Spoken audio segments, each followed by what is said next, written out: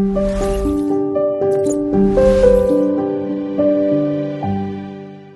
welcome back to Best Way. We are just so excited that you're back here with us. And as a reminder of what we said last week, we're going to be talking about protein this particular program. And you see on the screen, our title is Protein Myths, because it turns out that protein is one of those topics where there's a lot of dietary myths that go around. Like, how much protein do you need? Do you need to eat a complete protein with every single meal? What about all those powders? You can go to any health food store and find powders and drinks, especially places where weightlifters might like to hang out. Will getting extra protein help you build a really strong body and big muscles? What is it about protein that leads to so many myths? Well, this is our third lecture about macronutrients. First, we talked about fat, and you recall the reason we started with fat is because you get the most bang for your buck by adjusting the amount of fat in your diet. Fat has the most calories. It's very calorie dense, 9 calories, as opposed to 4 for the proteins and carbohydrates. And this is our third lecture. We lectured about carbohydrates last week. We learned that carbohydrates, especially complex carbohydrates, are good for you, but simple carbohydrates are essentially just sugar. It is sugar. It is the energy source for your body, but we need to eat complex carbohydrates so our body can break down the carbohydrates into sugar much more slowly to match the energy requirements that our body has. If we have too much sugar pumping out into our bloodstream because we're eating simple carbohydrates, the body just stores that extra energy as fat. And that's not what we're trying to do in this program. We're trying to do the opposite. So tonight, again, we're lecturing about protein. Now, protein is absolutely essential. Compared with fat metabolism and carbohydrate metabolism, protein metabolism is very, very complicated. There are literally billions of different types of proteins in the human body. All muscles are proteins, bones are proteins with some calcium added, antibodies are proteins. Every single cell has many different protein structures as part of it. And these structures are very different in their size, shapes, and therefore their uses and their functions within the body. Now, the building blocks of proteins are much more simple, and that is amino acids. There are more than 20 amino acids, but only 10 of them are essential in the diet. That is, 10 of them our body cannot generate. We have to eat them. The other amino acids that our body uses, it can actually create. Now, when it comes to protein, it's very important to know that the body recognizes all of its own proteins. This is part of your immune system. If the body recognizes a foreign protein, there will be an immune response against it. And because of that, the protein that we eat, the protein in our diet, has to be broken down into those individual building blocks, those individual amino acids, in order to be absorbed by the body and then new proteins created that the body will recognize as self-proteins. Here's the basic structure of any amino acid. On the left, you have the amino group. That's the thing with the nitrogen in it. On the right, you have the acid group, carboxylic acid. Now, the R group on the top varies from different amino acid to different amino acid. That's the variable portion of the amino acid, but all of it has the basic same backbone at the bottom. Now, the amino acid group of one acid attaches to the amino group of the next amino acid and releases one water molecule for each connection. This can make very long chains, which are the proteins, and a lot of water is generated in this process. Here are the 10 essential amino acids that are needed in the diet. You can see them listed there, and I used to have these memorized in protein class, but no longer. Here's an example of a very simple protein. This is the insulin protein that we talked about last week. You can see that there's this A chain and there's this B chain. These are long chains of amino acids, and they're connected by these disulfide bridges, they're called, these sulfur bridges. Here's a much more complicated protein. This is the albumin protein. It's actually one single strand of amino acids all the way through, and these proteins are curling and bending into these fantastic different three-dimensional shapes. Now, here's what the albumin molecular structure looks like in a 3D model. Every single dot you see on the screen there is one amino acid in the big long chain. So you can see how it folds together there. So here's some facts about proteins. Proteins are not stored for future use. That's an important distinction compared to both fat and carbohydrate. Muscles can be sacrificed to create other essential proteins that have quick turnover in the body. And that's why protein is essential in the diet almost every day. Protein needs really are not changed that much by activity, and it is not usually used for energy. Putting all of that information together, you can probably guess that protein requirements would be highest for my children who are going through growth spurts right now and gaining a lot of height and muscle mass, and children who are growing need more protein, and women who are pregnant need a lot more protein as well, because there's a lot of new proteins being created in the body. So we need to be eating more protein during those times. So how much protein do we need? So measuring nitrogen balance is the best way to figure out how much protein a body actually needs. The way you do a nitrogen balance study is you weigh the amount of nitrogen ingested in the diet and you compare that to the amount of nitrogen that someone is urinating out. All the nitrogen that we excrete from the body is essentially excreted by the kidneys. And that can tell you, are you getting more protein in the body or are you losing protein from the body? And if you're in nitrogen balance, that indicates you're probably getting enough protein in the diet. So if we use these nitrogen balance studies, it turns out only about 25 grams of protein is needed per day per person. Now that's less than an ounce. Now that's the minimum amount that would be needed for good health. The U.S. Institute of Medicine says that men should get about 56 grams of protein per day and women should get about 46 grams. They just wanted to be on the safe side. The World Health Organization says 50 grams per day per person. Again, just trying to be on the safe side. But the U.S. Institute of Medicine broke it down by men and women because it is true that men need a little bit more protein than women, who tend to be a little bit smaller just in general. How much protein does the average American actually eat? 113 grams per day. That's huge. That's way more than we need to be eating. We eat more than twice the recommended daily allowance and about 4 times more than what we actually need. Well, where do we get our protein?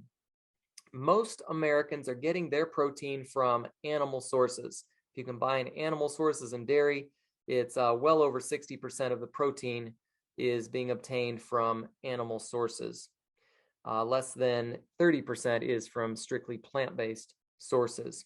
Well, let's do some analysis. Most of the rest of this talk is going to be looking at the different protein sources. We're not going to talk about protein metabolism in detail because it's so complicated.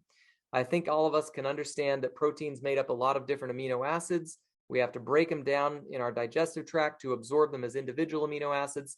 Let's actually spend the rest of our time looking at those protein sources. Probably you know that beans are a good vegetarian source of protein, and beef is a very common meat food that people would think is high in protein, and of course it is. Now, are plants low in protein? See, there's this idea that if you eat a plant-based diet, you might not get enough protein. I cannot count the number of times where I've explained to a patient that they should cut out the meat from their diet because it caused their colon cancer, and they look at me and they ask the question, what about protein? Some of you are probably vegetarians and people have probably asked you the same thing. Well, the traditional way of looking at foods was by equal weight. So here we're comparing 100 grams of black-eyed peas, which are a common legume, with 100 grams of beef. And if you compare these foods on the basis of weight, this is not a very accurate way of doing science, as we're going to see. It does turn out that cooked black-eyed peas contain a bit more water than beef. The beef has 3 times more calories, also has 3 times more protein. It has all the fat. The peas are definitely a low-fat food. The beef fat, by the way, is saturated fat, which is going to raise the LDL levels. Peas are rich in complex carbohydrates, and of course, beef doesn't have any carbohydrates. And of course, the peas, very dear to my heart, are high in protein. I'm sorry, I looked at protein, are high in fiber, which is very important to a colorectal surgeon. I want all of you to be getting enough fiber, otherwise you're going to have to be seeing me on a very frequent basis. So you need to get enough fiber, and of course, animal products have 0 fiber. Well, this was looking at based on weight. Probably a more accurate way to look at the difference between beef and beans is to compare them on the equal number of calories, because all of us need to be eating a correct amount of calories in order to be in balance, in order to have energy to do our daily activities, etc. Now, if we compare black-eyed peas to beef based on the number of calories, a slightly different picture emerges. There's actually more protein in the peas than there is in the beef based on an equal number of calories. Beef is actually a lower protein food than black-eyed peas. If you have peas in your diet, you don't have to have any beef that day. The peas have your protein needs completely covered. So let's get really radical and let's compare something that I don't think any of us consider a high protein food, and that's cabbage. Let's compare cabbage to beef for the front of it. Based on grams, of course, cabbage is mostly water and has virtually no calories for 100 grams. And we would say it doesn't really have that much protein compared to the beef. But what happens if you compare cabbage and beef based on the number of calories?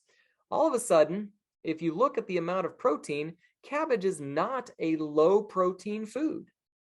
Based on the number of calories, at least, there's plenty of protein in cabbage. Look at the amount of fiber that you would be getting. Now, of course, it takes 2.5 cups of cabbage to equal 100 calories, but only 100 calories of beef would make a little tiny small bite on a fork.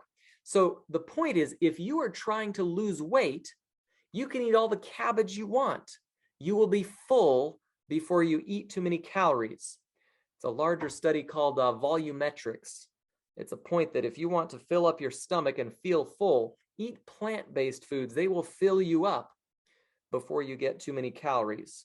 Another good argument for a plant-based diet. So the basic truth about protein is that calorie for calorie, most vegetables are equivalent to meats in terms of both protein content and quality. Let's look at beans versus beef. Here's several different kinds of beans. And if we look at several different vitamins and minerals here, of course, beans are a much better source of vitamin C. They're going to win in terms of vitamin B1. Beef is a little bit better for B2, but folic acid, vitamin A, the beans are going to be good in general. Plant-based sources in general, as we've seen, are going to be good sources for all your vitamins and minerals. So, do you need to worry about protein? The short answer is no. There's enough protein in every person's diet for good health. If you aren't starving to death, you're getting enough protein. And by the way, protein supplements don't make muscles get big. That's not true. I heard one person express the truth of this slide this way. If you're breathing, are you pretty sure you're getting enough oxygen?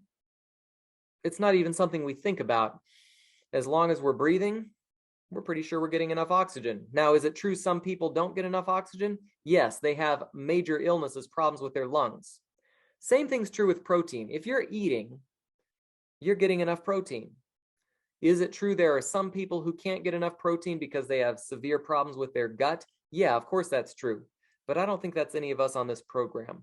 If you are eating, you're getting plenty of protein. Now, are some proteins better? You've probably heard the idea of a complete protein.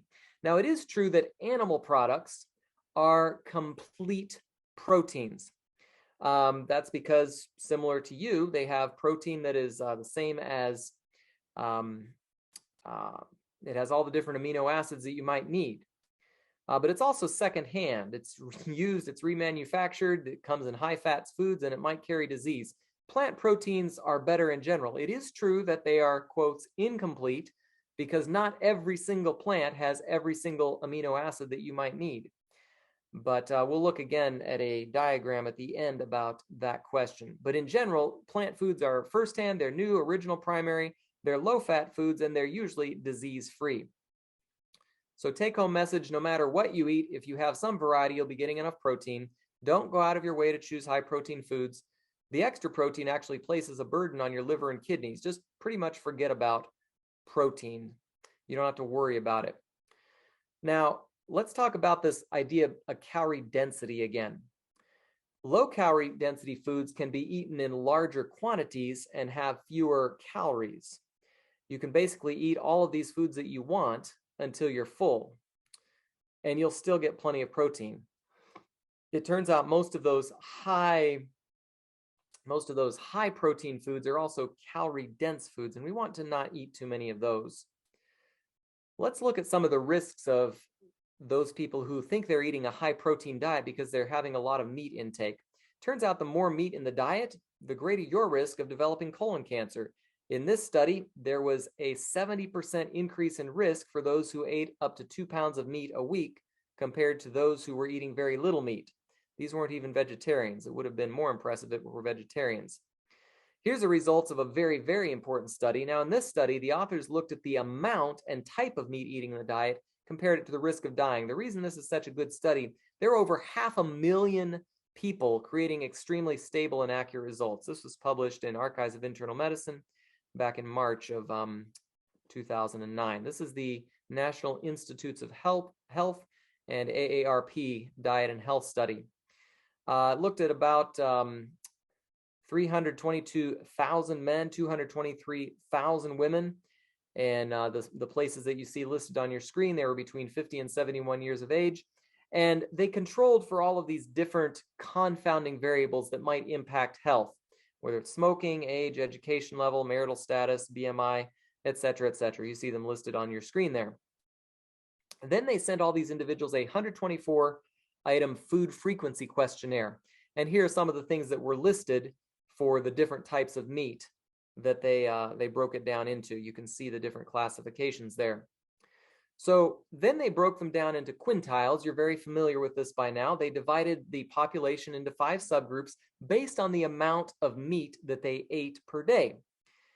Here, the amount of meat was measured in terms of the number of grams of meat per 1,000 calories of food consumed. Those in the lowest category of red meat consumption is labeled Q1, and you can see from the screen they were only eating about 9.3 grams of red meat per 1,000 calories of food, whereas the highest was eating much, much more than that, 68 grams of red meat per 1,000 calories. Now, an interesting finding on the screen here, you can see very clearly that as people tended to eat more red meat, they tended to eat less vegetables, and they tended to eat less fruit. And that, of course, is not a healthy thing. Total mortality means it's the sum of all causes of death. As red meat increased in the diet, so did the risk of dying. There was a 48% increase in the overall risk of dying for those eating the most red meat compared to those who ate the least amount of red meat. Now, this shows a dramatic risk of dying associated with the regular use of red meat. These results would have been even more dramatic if the meat eaters had been compared with vegetarians rather than those who ate less red meat. Here's cancer mortality, same question. Compared to those who ate the least amount of red meat, those who ate the most had a 44% increase in the risk of dying from cancer. Here's the risk of heart attack and stroke in men based on the amount of meat that they ate. And again, 44% increase in the risk of dying of a heart attack or a stroke compared to those who were eating less. Now, white meat was essentially flat.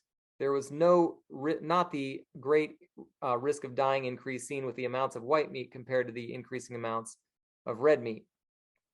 Here, the meat consumption is categorized for women, and the amounts were slightly different, but it's exactly the same idea as for men.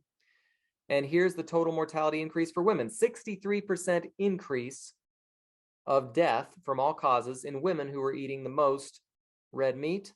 Here's cancer mortality, 42% increase. And here's the heart attack and stroke mortality, 84% increase in the risk of dying of a heart attack or a stroke in women who ate the greatest amount of red meat. Again, white meat was fairly flat, and their conclusions were rather blunt and unemotional. Red and processed meat increases were associated with increases in total mortality, cancer mortality, and cardiovascular disease mortality. So the real conclusion would have been more simply stated as, don't eat red meat. Red meat's dangerous. It shouldn't be consumed by anybody who's concerned about their health. Here's an analysis of pancreatic cancer from the same large study. You can see pancreas cancer almost doubled for those who are eating the most red meat. Colon cancer, which is what I'm interested in, went up by 24% for those eating the most red meat. Liver cancer up by 61%. And there was a doubling of the risk of esophageal cancer for those who are eating the most red meat. Stomach cancer went up about twice as high as well. Myeloid leukemia was up 50% in the high red meat eating group. So this is, again, a list of all those diseases that are increased in risk, from anywhere from 24 to almost 100% increase in risk for some of these different types of diseases and cancers. These have been conclusively demonstrated to be caused by the high intake of red meat in the diet. This is an important slide about the nature of the different proteins in many foods. This is a slide that answers the question that many of you may have had about the idea of a complete protein. Do I need a complete protein in my diet? Do I need to eat animal foods in order to make sure I'm getting all of those essential amino acids in my diet? If you look on the left-hand side of the screen, all those different colors are the essential amino acids.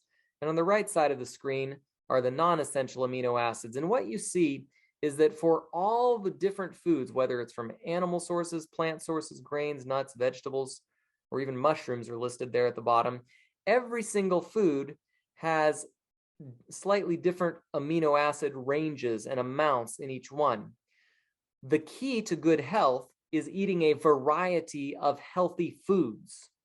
And everything pretty much on the bottom side of the screen is a healthy food. And as long as you're getting a variety, I promise you will be getting enough protein in all these different essential amino acid areas. So variety in diet is the key to good health. You don't need to be worrying about combining foods in special ways to get all those essential amino acids. You'll get them all if you eat a variety of foods. So a few conclusions about proteins. Don't focus on protein foods. Eating extra protein is actually harmful to your health. Animal protein foods are high in fat. Red meat specifically can kill you in many different ways. Plant protein foods are low in fat. We saw that they are a lower source of calories. They're a better source of protein per calorie eaten. And in general, plant foods are protective in many different ways. All the phytochemicals, vitamins, minerals, phytonutrients, all of these things are protective for our health. So don't worry too much about protein. Do eat a variety of foods. I promise you will have plenty of protein in your diet. With that, I'll bring an end to Best Way session, the nutritional lecture for session number 5. And at this time, I do want to ask a question. This is not a question that was turned in. I didn't get any questions turned in this particular week. So I'm going to spotlight myself, and then Dr. Adams, we need to spotlight you as well. Dr. Adams did suggest there was a question that many of you might have at this point in the program. And he's very experienced. He's run this program. I don't know, how many times do you think you've run this program, Dr. Adams? How many times have you been through a Best Way program? Probably hundreds of times altogether. Hundreds of times. So at this point in the program, what's a question that you think is going to be on many people's minds? Yeah, getting stuck is probably one of the most common questions. I know several in my group 4, have talked to me about getting stuck. They've said, oh, this is what my card looks like, and look, I didn't lose any weight. And it's always discouraging when that happens.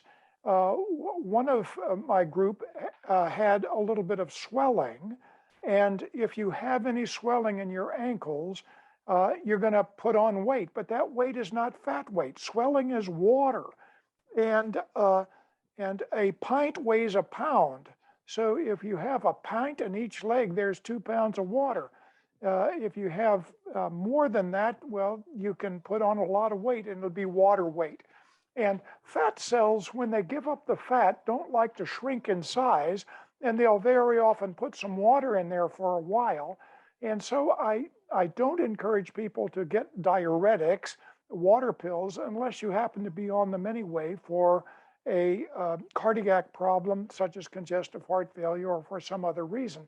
But if you hang in there, your body will dump that water and it'll get rid of it. And if you're stuck, one of the things that I suggest is to throw in 1 or 2 days a week of a partial fast. And I don't like to do them back to back because you get too hungry. I have done this many times, and I find it useful in helping me stabilize my weight. But fasting is never very much fun. So what I suggest doing is having a very small breakfast. And for myself, I tend to have like 1 piece of whole wheat toast. And I might put a little honey on it just to help it taste all right. And that'll get me through until around noontime. And if I tough it out at noon, well, by evening meal, I'm kind of hungry, but then I go to bed and sleep off all that hunger the next morning. You have a normal day and have a normal meal. And it's been 24 hours since you have eaten anything. And I have found that when people throw in 2 days of fasting a week like that, not forever, but just in the short term, it'll get them over that hump. In one of the programs I did in Texas before I moved to North Carolina, I had a lady that got stuck for 3 weeks. So she put in a 2-day-a-week fast. She ended up losing 36 pounds at the end of the 10 weeks. And she was so pleased because the very week that she put in the 2 days of fast, boom, she lost like 4 or 5 pounds. And I'm sure she didn't lose 4 or 5 pounds of fat, but it helped her dump a lot of water. And so if you're stuck, don't give up. You are still losing fat, and you're losing fat pounds. You may replace it with water pounds, but that water will come off if you hang in there. And if you're really worried, throw in a couple of fast days in a week and watch that push you over the hump, and you'll go back to losing weight very effectively. Good. Thank you, Dr. Adams. There were a couple questions that I saw show up in the chat. First one I think I can answer, and my recollection from the lecture is that for men, the increased risk of a heart attack was about 44%. Yes. And for women, it was 80 or 74 or 84% or something like that. It was exactly. It was pretty high, much higher for women than for men. Could you repeat the question for the video? Say again? Could you repeat the question that was in the chat? The question is, how much did you say red meat increases the chances of a heart attack? Now, of course, heart attack and stroke were linked in that study. They're both related to endovascular disease. So I can't say that it's all due to the heart attack. Some of it could have been due to stroke. The second question here is about plant estrogens affecting our hormones. I'm going to get a longer answer for you, Linda, next week. But the short answer is you don't have to worry about it. But my father is an obstetrician gynecologist, and I will get a longer answer to the idea of phytoestrogens, especially from soy and things of that nature. We'll get that answered next week there. So at this time, remember, you can put questions. We're going to move on now, but you can put questions in the at southbaysda.org. You can scroll down, you can enter any questions you want, and we will get them addressed. At this time, I'm going to invite Peter to spotlight himself, if he's there somewhere. Where's Peter? There's Peter. I'm going to someone replace Spotlight. Peter, go ahead and share us a spiritual thought this evening. Thank you for doing this. Thank you, Eric. Earlier on in our relationship, my wife and I remember she got sick one day. She was vomiting, could not keep anything down. And a lot of stuff was happening. We did not know what was going on. So I took her to a doctor, and the doctor diagnosed her of having gastroenteritis and gave her some medications. We went home. The situation did not resolve. And so we went to see another doctor. In fact, we went to see a couple of doctors, and they gave different diagnoses and gave different medications, and it just wasn't working until someone recommended a doctor that they say was very good. And so when we went to that doctor nailed it. He found the problem. And the problem was that she was pregnant. Now, There's a story in the Bible with a woman that have a similar experience, not the pregnant experience, but a similar experience of finding the proper doctor. And it's found in Luke chapter 8, verse 43 to 48. And it reads, "Now a woman having a flow of blood for 12 years, who had spent all her livelihood and physicians and could not be healed by any, came from behind and touched the border of his garment, and immediately her flow of blood stopped. And Jesus said, 'Who touched me?' When all denied it, Peter and those with him said, 'Master, the multitudes throng you and press you, and you say, "Who touched me?' But Jesus said, 'Somebody touched me, for I perceive power going out from me.'" Notice that word, power, going out from me. "Now, when the woman saw that she was not hidden, she came trembling and falling down before him. She declared to him in the presence of all the people the reason that she had touched him and how she was healed immediately. And he said to her, 'Daughter, be of good cheer. Your faith has made you whole. Go in peace.'" Now, everyone knew who Jesus was. Everyone knew that Jesus was a religious man. And here is Jesus, being the religious person that he is, doing a physical healing. We have to appreciate the fact that the two goes together.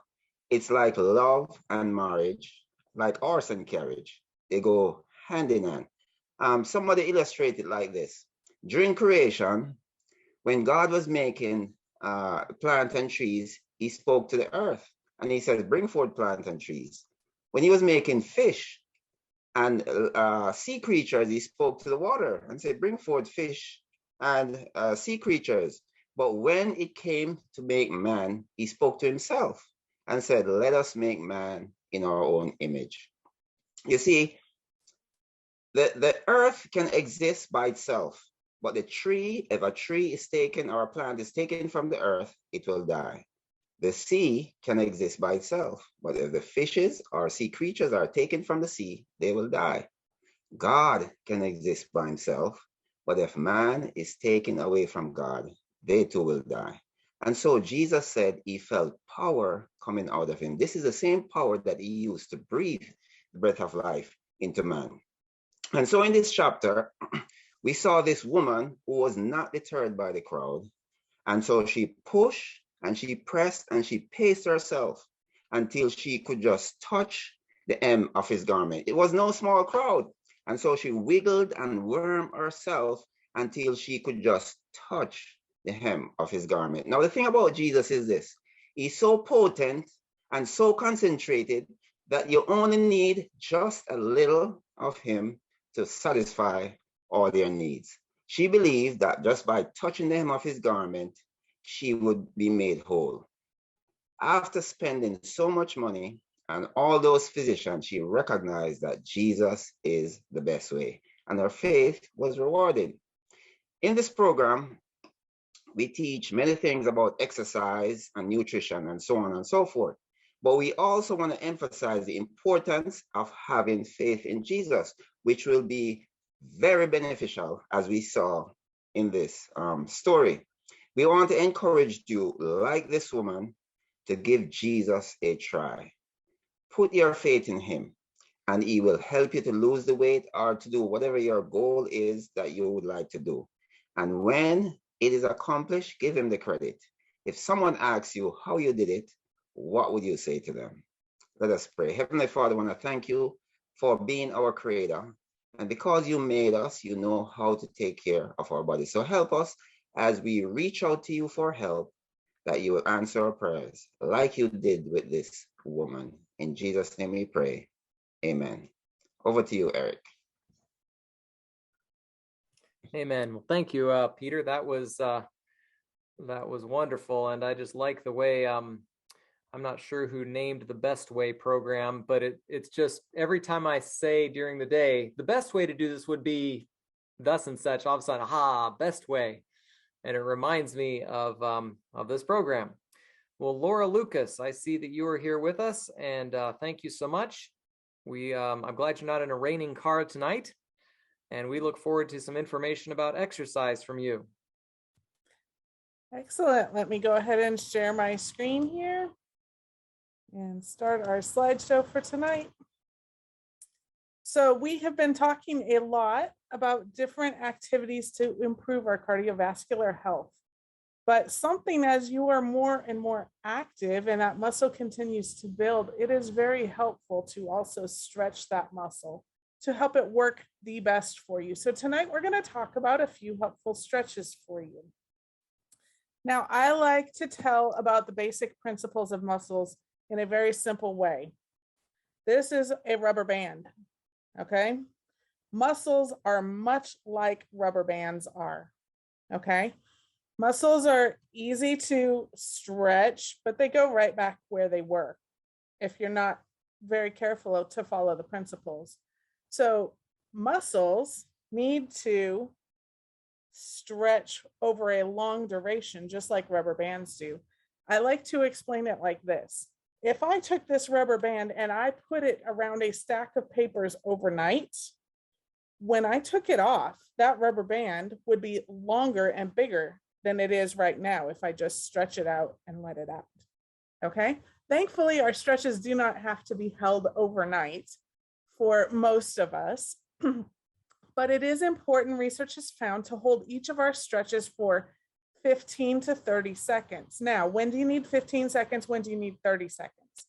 Well, smaller muscles don't need as long to stretch. There are less fibers there to be stretched.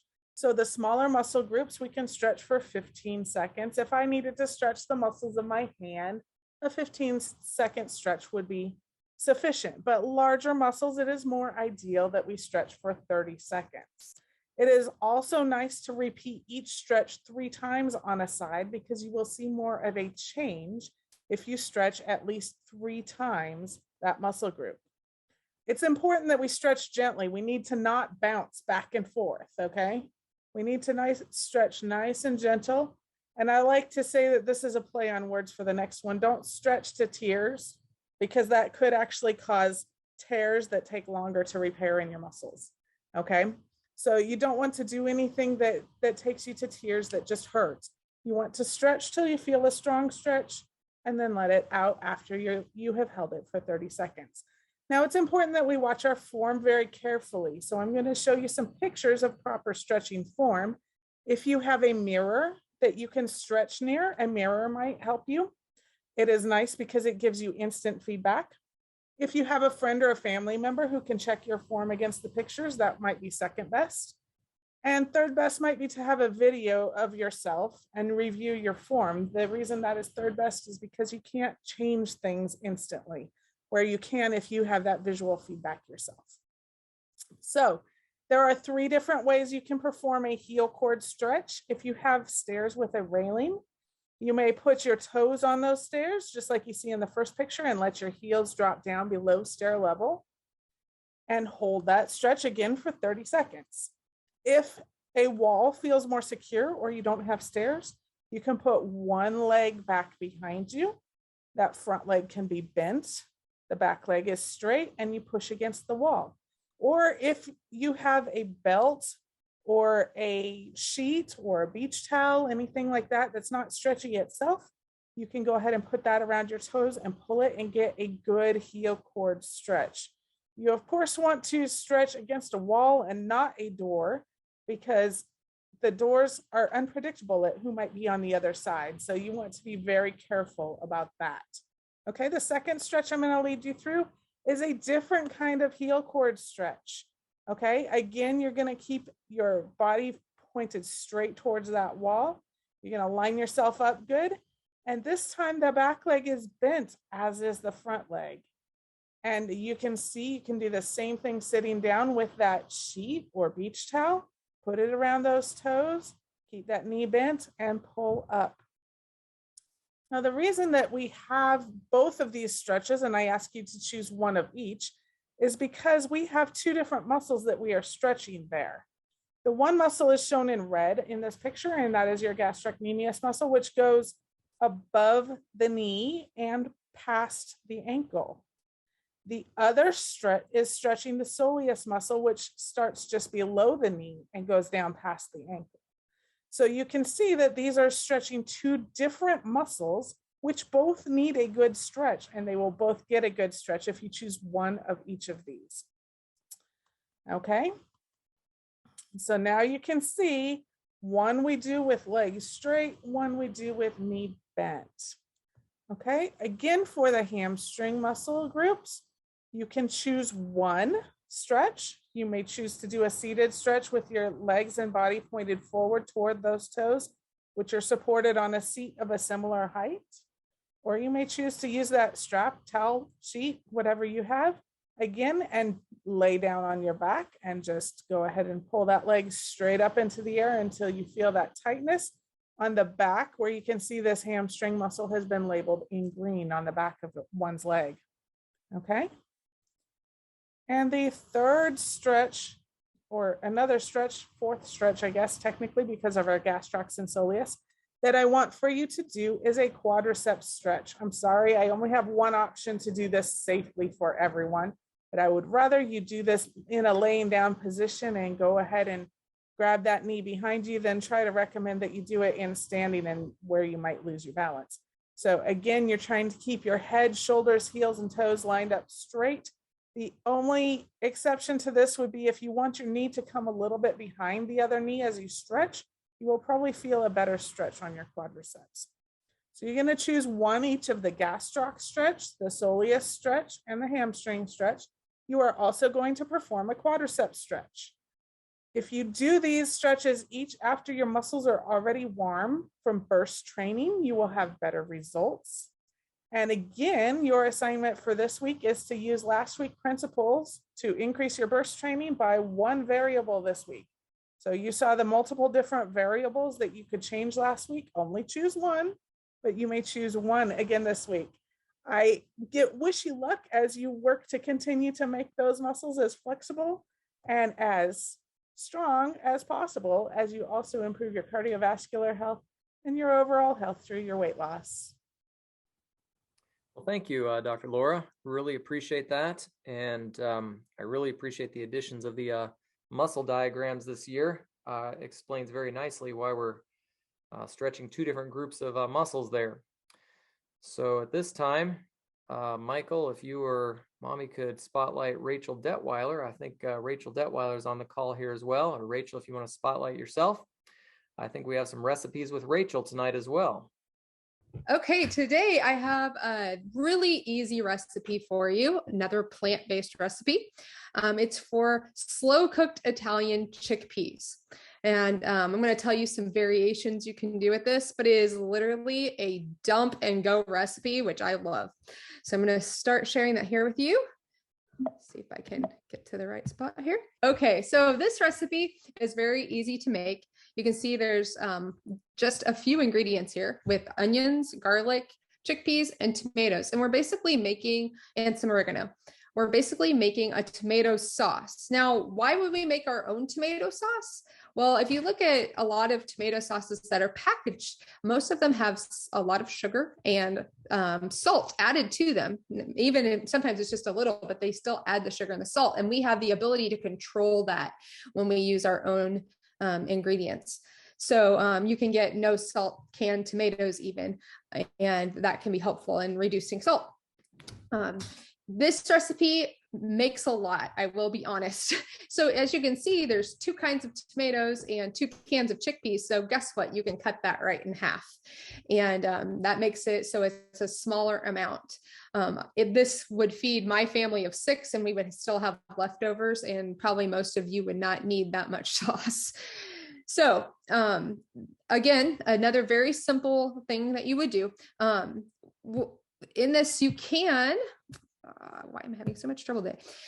What I did is I went ahead and took that onion and blended it up in a blender with the garlic, and then I sauteed it. You can totally skip this step. You can cut up the garlic and onions and just throw them into the crock pot, which is where we're going to put them. Or you can not even use onions, and you could use onion powder and garlic powder, or you can skip them all together if you want. Just make it as simple for yourself and the flavors that you want. And really literally a dump recipe. Dump the tomatoes in, dump the onions in, dump the oregano in, dump the chickpeas in, and you're set. Now, I love chickpeas because they have a lot of versatility. You can make a lot of things with them. Some people do not prefer the texture or the taste of chickpeas. If you don't love them like I do, you could get canned lentils. You can buy cannellini beans. You can buy kidney beans. You can use any kind of beans in this that you would want. And if you could also buy dried red lentils and add dried red lentils to this, and it would give it a more meaty texture as well. So there's lots of options that you can do with this. If you want to, this only has oregano in it, but you could add basil, you could use pizza seasoning, you could use fresh herbs and throw that in there and give it all kinds of flavor. And even a little bit of like red pepper flakes if you like a little bit of spiciness to it. So many things that you can do to change it up a little bit. And then you just cook it on low for 6 to 8 hours. So it's something you can throw in real quick before you go to work or before you have a busy day, and it can be ready for your afternoon meal, or you can have it ready for the next day. Very simple. And I serve this over all kinds of things. You can do all different kinds of pasta. I think I've shown you some different pastas before already, where we have the ability to buy brown rice pastas and different things like that. And these are both made out of beans, and there's so many different kinds, so many options anymore to use than just plain white pasta.